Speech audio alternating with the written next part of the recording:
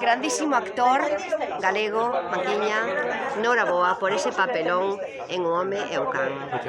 Verdadeiramente eres potente, Fasnos rir, fasnos chorar con esa facilidade, bueno, que sintes, artista?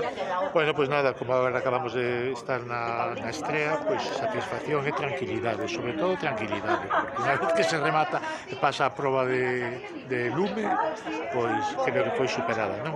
Que diste que estiveches espectador? Maravilloso, non parábamos de aplaudirche, xa o viches? Sí, foi moi cálido. Bueno, que tiveches que activar ti aí para pois este personaxe concretamente? Sí, bueno, no momento de crear un personaxe, de confeccionalo, a verdade, tuve un pouco de medo ao principio, porque non sabía por onde iba a atrapalo.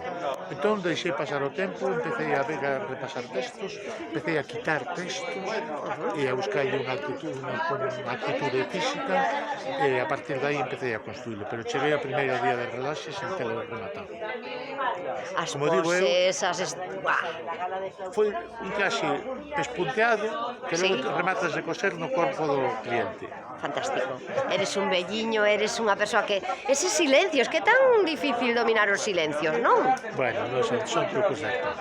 Bueno, son trucos de actor, pero hai potencia. Bueno, algo salientable, algunha anécdota que nos queiras decir, algo que Foi unha destaques. rodaxe maravillosa, pero sempre decimos eso, pero foi unha rodaxe maravillosa, 21 días, con equipo pequeno, non había script, non había axudante de dirección, Ángel de la Cruz tiña todo na cabeza, e entón o que parece unha dificultade en determinados momentos serviu como acicate para traballar con moita prisa e con moito entusiasmo todas as horas, todos os días. Pero non acumulábamos retrasos, O sea, levouse moi ben.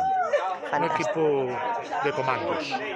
Maravilloso, un consagrado que sempre me encanta entrevistarte, Manquiña, sabes que te admiro moito. Moi amable.